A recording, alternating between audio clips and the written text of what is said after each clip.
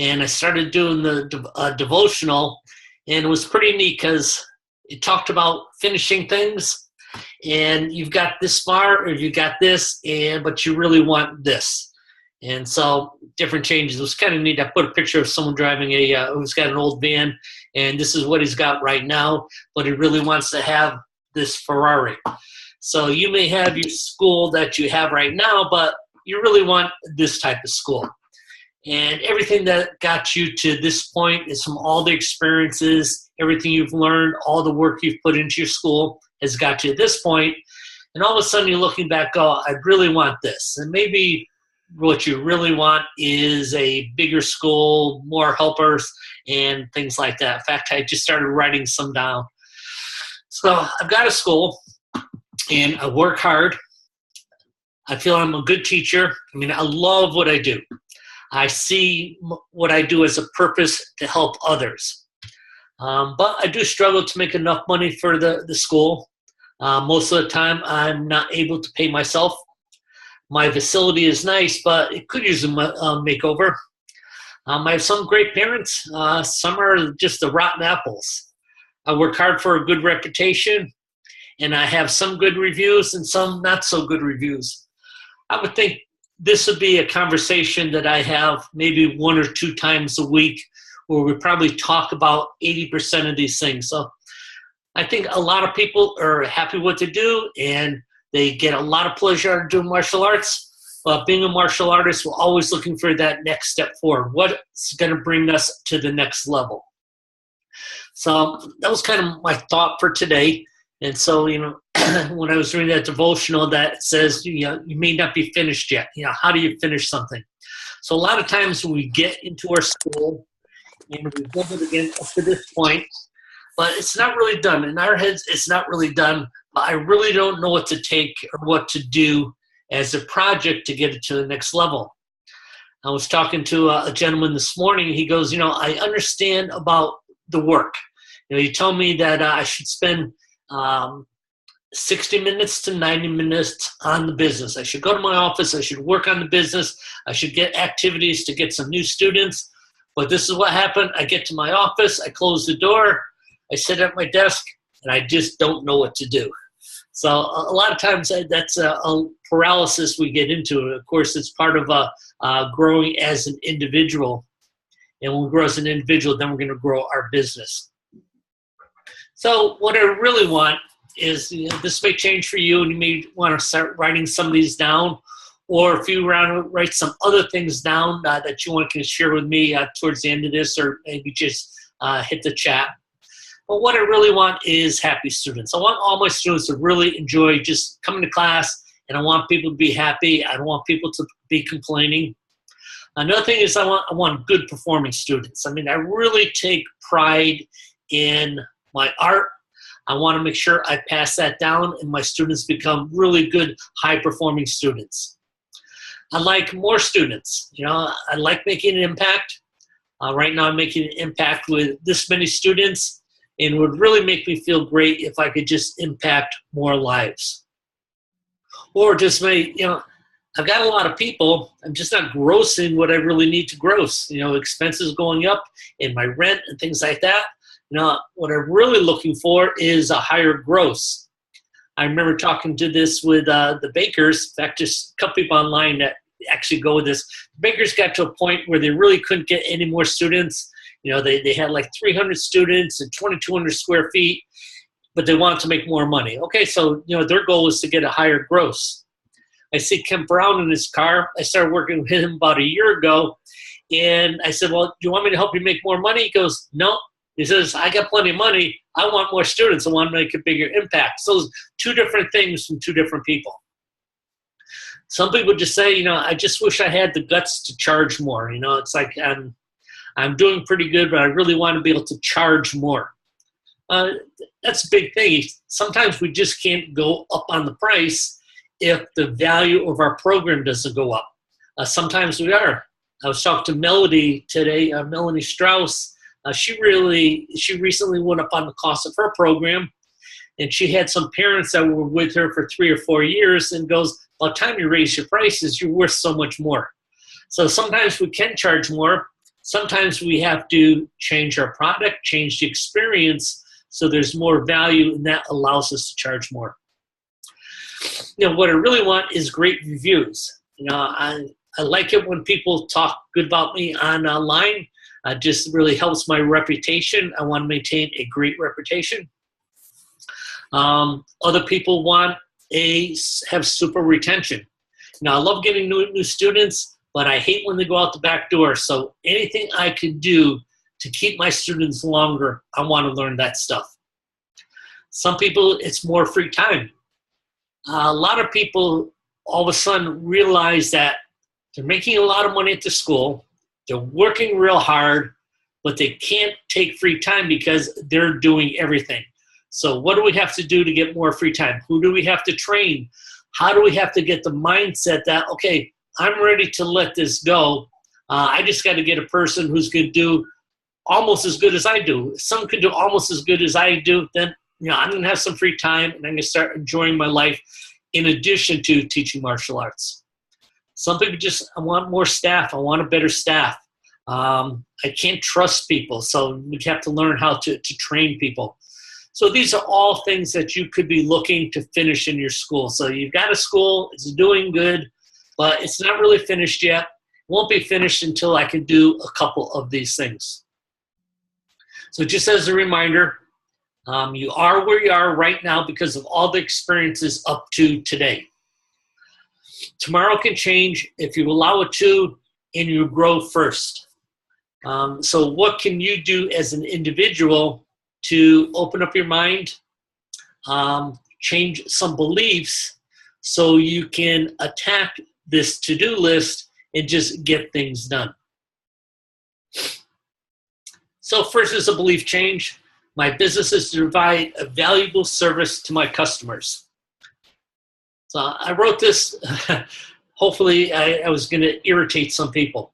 My business is to provide a valuable service to my customers. A lot of people, when they run a martial arts school, it's all about them. They learn a certain art. They train a certain way. They became a champion. They like that hardcore training, and this is what I'm going to do. Well, maybe that's not a valuable service to your customers. Some of you guys may get really irritated by the word customer. They're not customers. They're students. Well, I think that's semantics. They are customers. They are paying you. They're making a decision every month to continue buying from you. So we have to get that mindset that these are customers. They're going to remain customers a long time as long as I provide a valuable service. Now, that valuable service has all to do with them and really not about you. Everyone who trains with you is training you for the exact same reason. And you may go, well, that's not true. I have some people that are looking to lose weight. I have some people that are looking to just get more self-defense. They're all taking for different reasons. They're not really taking for different reasons. They keep taking you because they feel good about their training. So if I'm losing weight and I lose weight and all of a sudden I'm looking in the mirror and I have that self-confidence, I feel really good about myself. If all of a sudden I know I can defend myself, I'm not afraid to go out in the parking lot in the evening. If something happens, I'm prepared. I'm alert, prepared, and I feel really good about myself because of that. I'm not worried about my kids going to school because they have self-confidence and self-esteem, and they're going to be able to walk away from bully still feeling good about themselves. So that makes me feel really good. So everyone trains from you because they feel good about themselves. That's a valuable service. So we have to make sure we're hitting on that by providing a service-based business. So what builds value? I start thinking about things I don't really know, but I think you do. If you start comparing the experiences you have with other businesses, like hotels. I know if I go to a DoubleTree hotel, once I walk in there, not only am I greeted real nice, they're going to have warm chocolate chip cookies at the same time. So they want to go above and beyond. Yeah, it's a hotel. You are going to get a room. We know when you walk in our hotel, you may have traveled all the day. You might have had some bad experiences on the taxi. You might have had bad experiences on the airplane. You may be rushed. You forgot something. but we're going to calm you down. We're going to provide a great experience, and we're going to make your day by giving you this nice chocolate chip cookie. When you start thinking about automobiles, if you've bought in a real nice car, if you bought something like a Lexus, a BMW, it was an experience purchasing that car. It's not just like going into a used car lot and we say, can I drive that car? Yeah, we'll be right with you. We'll throw a plate on there. You just drive the car. No, it's a total experience. They're going to bring you to the lounge and they're going to show you around. They're going to give you some coffee. They're going to know your name. You're going to see a nice, it's a total experience. You're probably going to get a gift after you buy the car. It's different than buying a cheaper car from a used car dealership. And with that experience comes a higher price. I don't know how much more it costs them to build that car, but if you buy a BMW in West Palm Beach, you're part of the Brayman BMW Club. So if you go to a sporting event, they have a special section where you can get food and everything because you bought a Brayman BMW. It's a lifestyle. It's not buying an automobile. It's a change in lifestyle. When you change that lifestyle, all of a sudden, you're willing to pay more for that experience. Just like airlines, some people, it's getting from point A to B. They really don't care about anything, and they just want a low price. There's other people that want to have the experience. So even if they're flying the same airline, if they're flying Southwest, they're going to pay a little bit extra. So they go into the A line, and then they have a low number, and they're first aboard because to them it's worth paying more money to be treated better. Because people want to go to first class because they know in first class, when you walk in, they know your name, they know where you're going to sit, they know a little bit about you, they know your destination, they're going to talk to you, you're going to get some type of a drink before you even take off, you're going to have a meal if it's longer than 2 hours, and there's a lot of people that just want to pay for that experience, but they're going to pay more because they get more. Same thing with restaurants. You can go to a restaurant and get a meal, but a lot of people like to pay to go to Capital Grille. I'm going to get a steak. I'm not going to go to the local restaurant and just get a steak, but I'm going to go to the Capital Grille. I'm going to pay more. I'm probably going to have to make a reservation a few days in advance, but the atmosphere is going to be different. I'm going to be treated differently. They're probably going to know my name when they seat me because they got my reservations. It's going to be totally different, and a lot of people are willing to pay for that. So oftentimes it's the value of the experience and service more than the product. With that steak, you're probably going to get a better steak. You're going to get a prime steak. So you're going to get a better product and better service. Just like when you go to certain martial arts school, you're going to get better lessons, and they're going to treat you better. You're going to have a nicer seating area. You're going to have free coffee. Everyone's going to know your name. Everyone's going to know your kid's name. The owner's going to come over and shake your hand. There's a different experience in the martial arts school. So if you're going to do any one of those things I was looking for at the beginning, the question to ask yourself is, what can you do starting now to increase your customer service? I don't know the answers because everyone goes different, but I think of some different schools. Because I know the bakers really well, and I've been to their school so often. I know when I go to the baker's school, they always have an instructor opening the door. You very rarely walk in and have to open the door yourself. Someone greets you and welcomes you. Their seating is really nice. In fact, Tom got chairs that were made that the chairs in the second row are 6 inches taller than the chairs in the first row. Because he knows when a parent comes and they want to watch their kids, they want to have a good experience, they have to be able to see their child.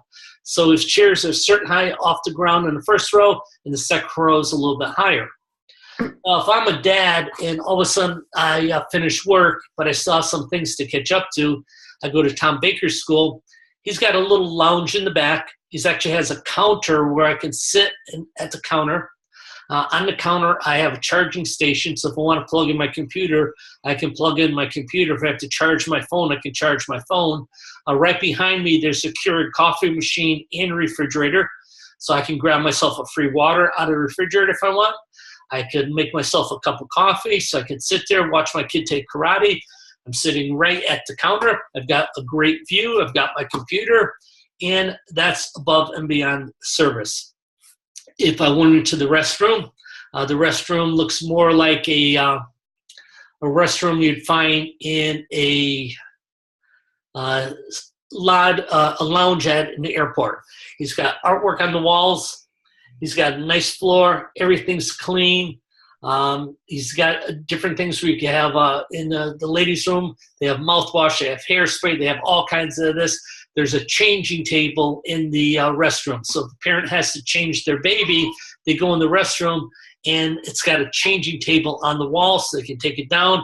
They don't have to run out and change their baby in their car, or out to the car to change their baby, or find some privacy somehow in the school. But they provide that. I know he knows everyone's name.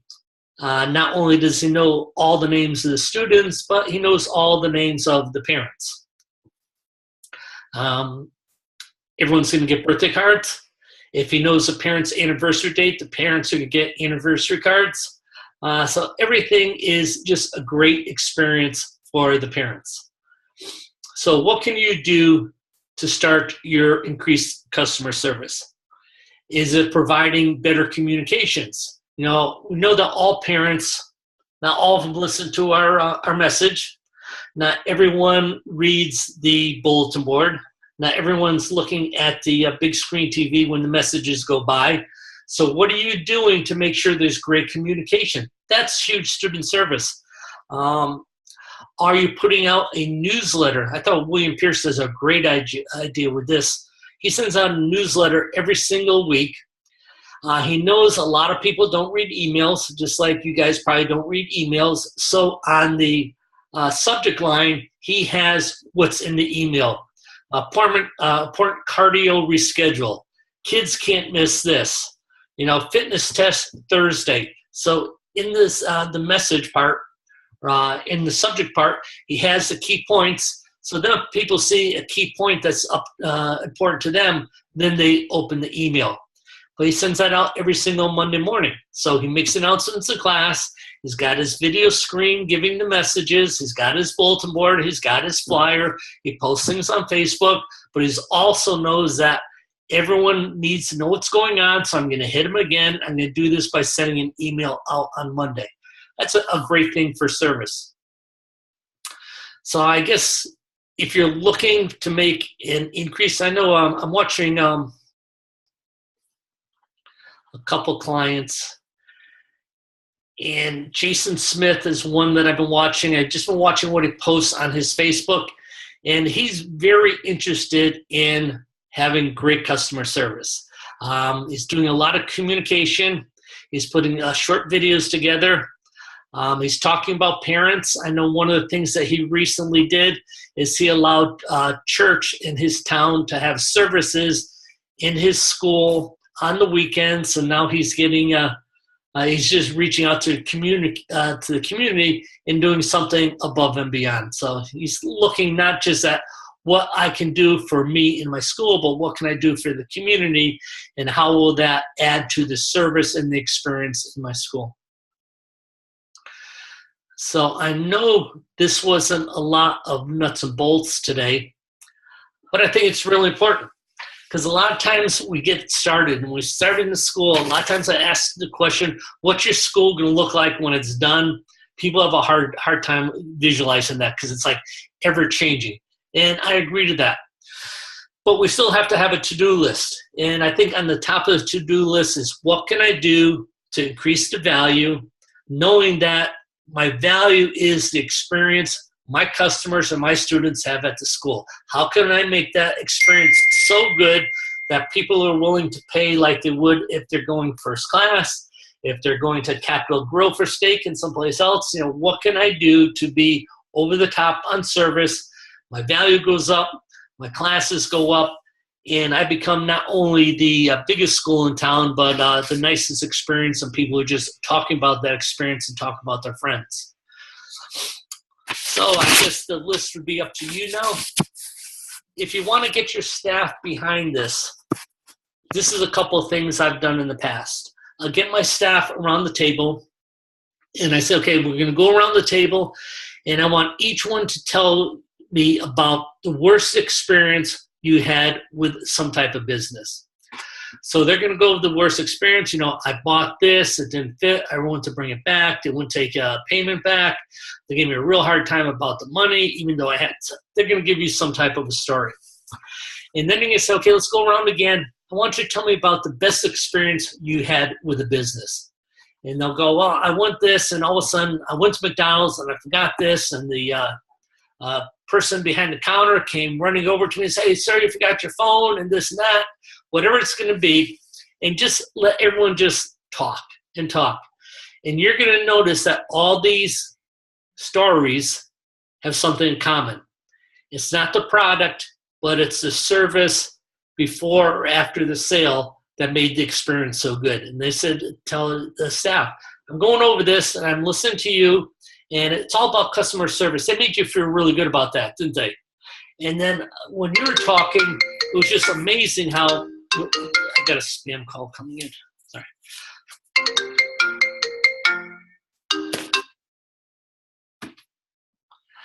So you're all telling me something very similar. You had a bad experience. The bad experience was not really the product. It was the follow-up and the people. You talked about the good experience, and the good experience wasn't just about the product, but it's all about the people. Knowing that, what can we do starting today in our school to make sure it's a better experience? Every time I go to watch my grandkids class, Ben Cohen's the owner of the school. He comes and he shakes hands with every single parent, not just his favorite, but he'll go and he'll shake hands with all the parents, say hello before he starts class. Parents absolutely love him. When he does his Black Belt Excellence sheets, he doesn't do this for every student, but he does it for a few that hand in the Black Belt Excellence sheets early. And he will take the sheet and he has the students stand up and he reads their answers and he gives them great feedback. He knows it's all about making that experience good and all about the reason those students are taking from him or their parents are bringing them because their kids feel good about themselves as a result of the lessons. And when he highlights those kids, he's making them feel very, very good about themselves. So that could be one thing you can add in. But I would definitely start by just going around the table, asking your whole team, what was a good experience? Ask your team what the bad experience is, and then identifying to your team, hey, you guys all tell me basically the same thing. It's all about how you were treated before or after. I did this with one of my team one time. I actually went out and bought different products because I couldn't figure why some products are just more expensive than the other. And then it's like, I brought in popcorn. I made them popcorn from a real cheap popcorn place, and then I bought them some expensive gourmet popcorn. And we had different things, and I said, okay, let's try this. We can do some taste testing. And I go, which do you like better? They go, that. I go, it's funny that you like it better, and because of the quality, they're able to charge more for it. And it was just a really good, fun time with the team, but they all started identifying quality, and because of things were quality, the companies were able to charge more, and they identified that. So that's two ways to get your team to actually experience. And so now they have references, and now the importance of good service becomes more and more important. Do we have anyone want to add anything to what I said? Yes, sir. I can add something. So I just had a recent bad and a good experience. I went to IKEA to return a lamp because it wasn't as bright, and I used like a gift card, and it was just like 20 bucks. And then so the lamp was, let's say, $100, so it only cost me 80. So then I was returning it, and they wouldn't give me back my gift certificate, the $20, so I can use it for something else. And I tried to talk to the manager and all that stuff, and she's like, well, you only paid 80, so we're returning the 80 bucks. And I'm like, yeah, but I also used my $20 gift certificate. And she's like, yeah, that's you can't get that back. So anyways, I was frustrated, and I said, all right, fine, that's fine. I don't want to waste $20 just because of my time. I go to Costco, I'm returning something, and you don't need a receipt. They ask you a question, whether it's a true answer or not, doesn't really matter. They'll return it, they'll refund it, no matter how long it takes. And that's why I love Costco. And that's the two difference in the service. And I just love it where now I just want to buy things to try it out instead of, well, I don't know if I would like it. Because of that excellent service, I'd rather try it instead of saying, well, I need to really like it first. And that's what I base my business on nowadays. I love that example because they give power to the people that you deal with to make a good decision. I forget what hotel chain that was working about, but I know each employee in the hotel can make up to a $2,000 decision every single day. So if someone left their computer and all of a sudden they said, it'd be great service if I overnighted their computer to this person, and it's going to cost the hotel $200 to do that, they're allowed to do that. So they're allowed to make decisions based on excellent customer service. That was Ritz-Carlton. Was Ritz-Carlton? Okay. Yes. But the people you dealt with at IKEA, I mean, they should have given a little bit of leeway. I'm sure if you kept going up to a higher person, they probably could make that decision. But they should give better decision-making policies to their people. Just like you should talk with your staff, and your staff should know that they're empowered to make a certain amount of decisions also. Yeah. Very cool. Yeah, Mr. Silva, I think a good question is to ask, what is the value of one client? And that kind of says a whole lot right there. When you look at one client, if they refer somebody and the testing fees and what is an average membership, a year, 2, 3 years. And then another thing, I've always gone along the philosophy that I'm not building my school so much for the people that I have right now. I'm building my school for my future students. So I'm building it for my people now, but not so much as I'm building it for the future. Those two things have been kind of profound. I like that. Good philosophy too. Constant, never-ending improvement. Love it. Okay, everyone. Good stuff. You have some victories. Send me your victories.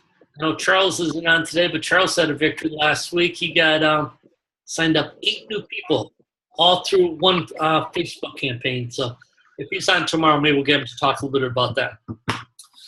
And so I think that's pretty cool because he got all his through technology, and Mick got his 8 through just doing belly-to-belly marketing with his birthday party and his seminar. So they both work. Yes. All right, everyone. Enjoy your day. Send me in your victories. Thank you.